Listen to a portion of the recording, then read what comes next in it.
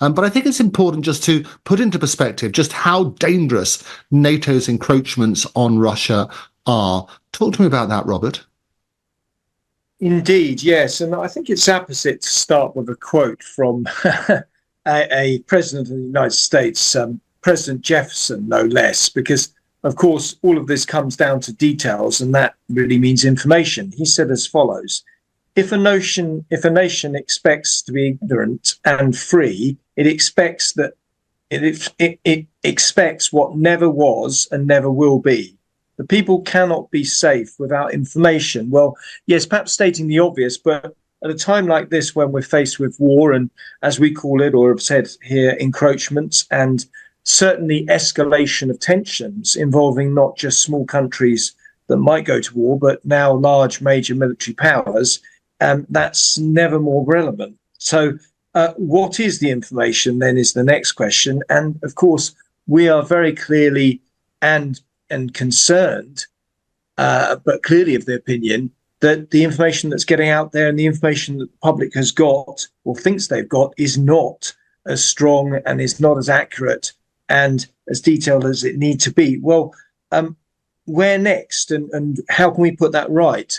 Well, to set some context, I think that's impossible to try and deal with this subject properly and to deal with the subject of war in 2024 properly, certainly in relation to Russia and Ukraine.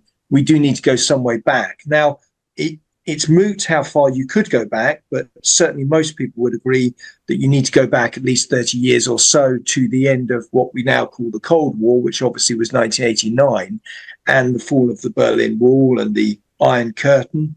There wasn't the unification of Germany until that point had passed. And of course, it was only subsequent to that these issues started to begin with as very small issues or as smaller concerns that started to grow. Now, it's the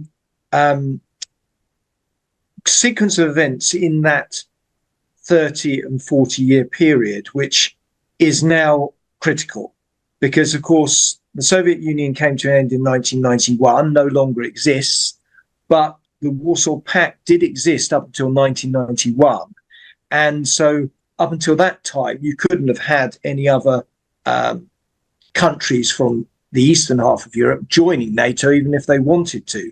So that really says when the situation started to change. Now, Russia has its perspective on this. And of course, NATO and the Western countries officially have their perspective on this, and they differ. Russia will say that it was misled. Russia says that promises were broken. NATO, if you look at what they're saying, they say, well, no such promises were made. We've not broken any promises. It's the other way around. Russia is seeking to extend its influence. Look at what's happened in Crimea. So we must remind ourselves there are two points or two. Like we know as lawyers, there are always two versions to the argument, and that's fair to say. We need to sit and listen to those. However, on this occasion, I would say or submit that not everything NATO is saying is exactly clear. If we go back, or backed up by the facts, if we go back to the history of NATO, then certainly subsequent to the fall of the Berlin Wall and the reunification of Germany, we get a sense of what might be the truer position. So just to recap, very simply, NATO established in 1949. There was a founding agreement, and that's the North Atlantic Treaty Organization. As we know, it's supposed to be a defensive organization. So if one of those parties is attacked, one of those nations is attacked, then the other members will rally to their defense. So it's defensive in nature. It's not in any sense, at least in its treaty, supposed to be aggressive. However, in practice, is that the situation? That's another question we have to ask certainly now.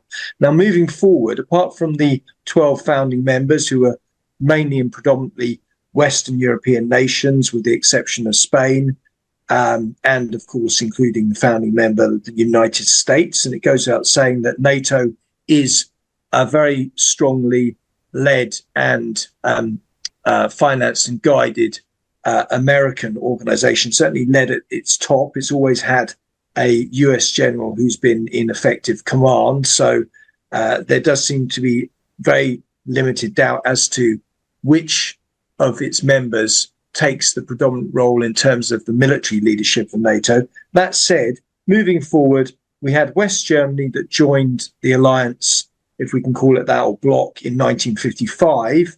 And then there was quite a gap until 1982, and Spain joined, obviously catching up after the democratic changes in Spain at the end of the Franco regime. Now, all well and good. We didn't have much change in the situation until we got to 1989, 1990 in particular, because, of course, up to that point, we had on the one hand, on the left hand, as we look at the map, the NATO bloc, and on the right hand, we had the Warsaw bloc, and all well and good. Obviously, we were dealing with the Cold War and the threat of nuclear war simmering away in the background at various times during that period. However, it was a balanced picture and there was a balance of power. However, of course, that all changed with the changes in 1989 and the fall of the Berlin Wall, the then collapse of the Warsaw Pact, 1991, and along with it, or as a consequence, it was as a consequence of the collapse of the USSR and the fall of communism, as it were, in the early 1990s. Now, that left a vacuum. It was never promised by the West that there wouldn't be an extension. So perhaps there's no treaty that anyone can point to where it was promised in writing that such and such a country would not join NATO. However, of course, there's a big gap between that and what was intimated or what was presented to the East, and certainly Russia, as being the case. And this is where I believe the two positions deviate, because, of course, we did have on two occasions a rapid expansion of NATO. Firstly, in 1999, and this wasn't with the agreement, permission, or involvement of Russia at all at that time. Russia was in a weak position at that point in time.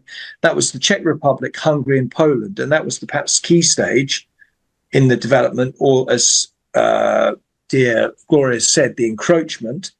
Then in 2004, furthermore, the coup de grace, as it were, we had the increased enlargement of NATO with the addition of Bulgaria, Estonia, Latvia, Lithuania, Romania, Slovakia, Slovenia. So making up with the Baltic republics and a number of the Central European countries such as Slovenia, Bulgaria, Romania, and Balkan nations as well.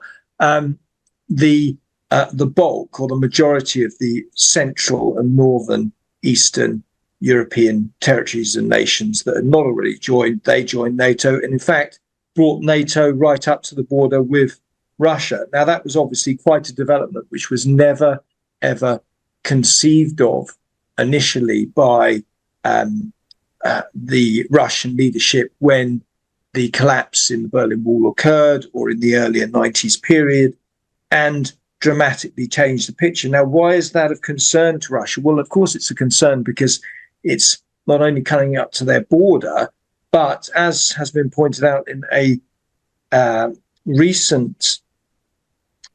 very recent piece that has been penned by Professor Jeffrey Sachs of Columbia University, and this is an article I recommend. It was published in June in commondreams.org. He's pointed out that, in fact, the difficulty stems from the fact that Russia's interests have been ignored, if not tread upon, throughout. And that is, number one, as I've covered, don't expand NATO. Well, we know that's happened. But number two, don't overthrow any governments in the neighboring regions that are friendly or neutral towards Moscow. Thirdly, abide by the Minsk agreements that give autonomy to Donbass, or certainly protect the rights of those that live in the Donbass. And fourthly, don't put your missiles near our borders. Now, of those four aspects that I've not covered, the Minsk agreements and the peace talks and what has happened subsequently is very relevant. So we've had this expansion. It's been against the interests of Russia. It's been without the involvement of Russia, and it's actually been in the face of their policy requests and pleas.